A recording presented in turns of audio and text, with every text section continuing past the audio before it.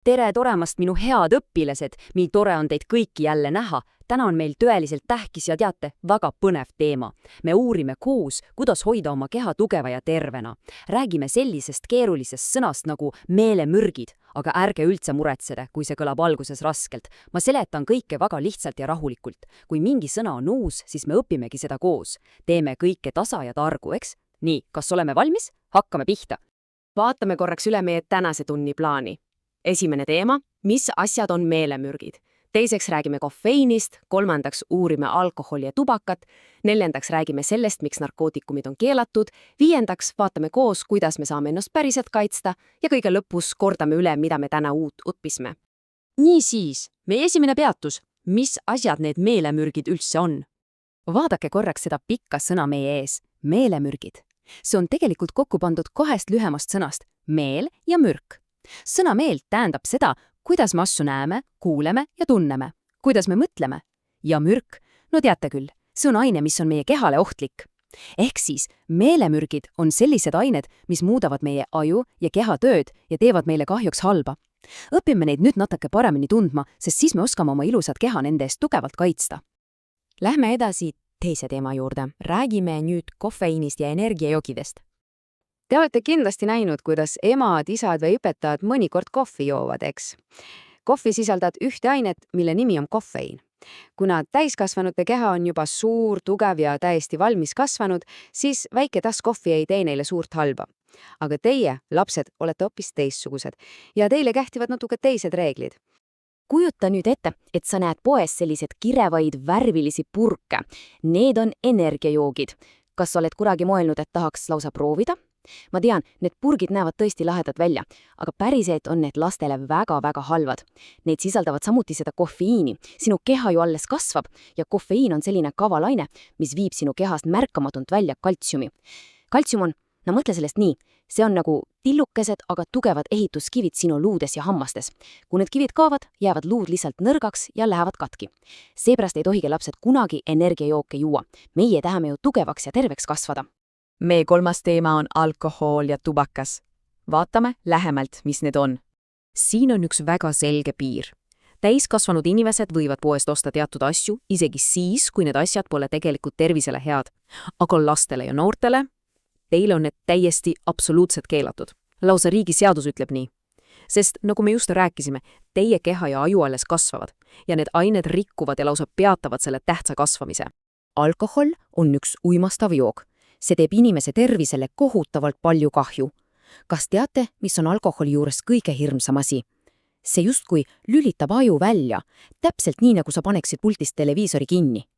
Inimene, kes on alkoholi joonud, ei suuda enam korralikult ja sirkelt kõndida ega selgelt rääkida. Ja mis veel ohtlikum, alkohol tekitab sõltuvust. Sõltuvus on väga raske ja tõsine sõna. See tähendab, et inimese keha hakkab seda halba jooki kogu aeg juurde tahtma ja ta ei suuda enam joomist lõpetada, isegi kui ta jääb väga haigeks. Nüüd ma ütlen teile ühe suure numbri. 500–700. Mõelge korraks selle peale. See ei ole lihtsalt mingi suvaline number matemaatikatunnist. See tähendab, et ainuke meie väikeses Eestis jääb igal aastal just nii palju inimesi alkoholi tõttu raskelt haigeks või lausa sureb. See on tohutult kurb ja näitab, kui ohtlik see jook tegelikult on. Räägime nüüd korraks suitsetamisest.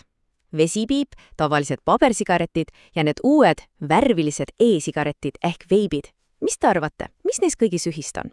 Need kõik on täis ühte väga halba ainet, mille nimi on nikotiin. Nikotiin on sõna otsesel mõttes ajumõrk. Kujuta ette, mõrk, mis läheb otse sinu targasse aju. See paneb laste kasvamise seisma. Aju ei saa enam areneda. Lapsel ei tohi kohe kindlasti olla oma sigaretipakki ega e-sigaretti. See on seadusega keelatud just selleks, et teid, lapsi, kaitsta. Ja siin on veel üks väga suur number. 3000. Just nimelt nii paljud inimesed Eestis jäävad igal aastal väga haigeks puhtalt seetõttu, et nad suitsetavad. Need on rasked haigused, mis teevad katki inimese kopsud ja südame. Teie olete targad lapsed ja teate, et kõige õigem otsus on nendest mürkidest alati väga kaugele hoida. Nii, jõudsime 4. teemani. Narkootikumid on keelatud ja need on keelatud absoluutselt kõigile. Näete siin seda taime? Selle nimi on kanep. Sellest samast taimest tehakse narkootikumeid ehk väga keelatud uimasteid. Narkootikumid on uskumatult ohtlikud. Need lõhuvad näiteks täiesti ära inimese mälu. Ja mõelge, kui mälu enam ei tööta, kuidas saaksite te siis koolis õppida või uusi ilusaid eestikeelseid sõnu meelde jätta? Ei saagi. Lihased muutuvad nõrgaks, keha ei kuula üldse sõna. Inimene jääb neist nii ruttu sõltuvusse, et sageli lähevad tülli ja katki isegi suhted oma ema, isa või kõige parimate sõbadega. Narkootikumid lihtsalt hävitavad kogu tervise. Aga nüüd meie 5. ja väga tähtis teema. Kuidas ennast selle kõige ohtliku eest kaitsta? Näete, see väike punane lint siin pildil, see on sümbol ehk märk. See lint näitab, et me hoolime ja toetame inimesi, kes on paraku haigeks jäänud. Maailmas on olemas üks tõsine viirus, mille lühike nimi on HIV. See viirus teeb pahandust niimoodi, et ta lõhub ära keha immuunsüsteemi. Kõlab keeruline, eks? Kujuta ette, et immuunsüsteem on nagu tugeva rüütlikaitsekilp täpselt sinu keha ümber. Kui see kilp katki läheb, ei jaksa keha enam isegi tavaliste väikeste nohu- ja kõhaviirustega võidelda. Aga ärge nüüd kartma hakke, vaatame rahulikult. Kuidas see viirus üldse levib? See saab levida ainult siis, kui on väga otsene kontakt verega. Näiteks siis, kui haiged inimesed kasutavad ohtlikult samu süstleid. See on tõesti paha. Aga vaatame parem, kuidas see viirus kohe kindlasti ei levi. See on väga tähtis. Kas konnistades võib haigeks jääda?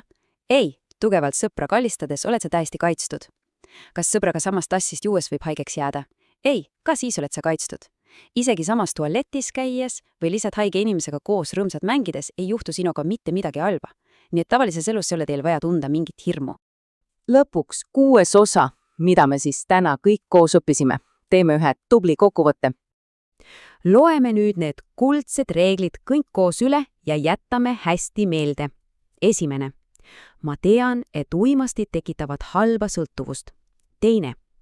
Ma tean, et alkoholi, sigaretid ja ka need kirevad energiajoogid teevad minu kasvu ja keha katki ning seetõttu on need mulle keelatud. Ja 3. Ma tean, et narkootikumid on absoluutselt kõigile, nii suurtele kui väikestele, keelatud. Te olete täna nii palju uut ja tarka õppinud. Need teadmised on justkui teie isiklik superjood, mis teeb teid iga päevaga tugevamaks. Ja päris lõpetuseks tahaksin ma teist küsida ühe väga-väga tähtsa küsimuse. Nüüd, kus te teate täpselt, mis on teie noorele kehale hea ja mis on halb, kas sa lubad oma tervist hästi hoida? Kas sa lubad, et teed edaspidi ainult tarku ja ohutuid valikuid? Mina usun teisse täielikult.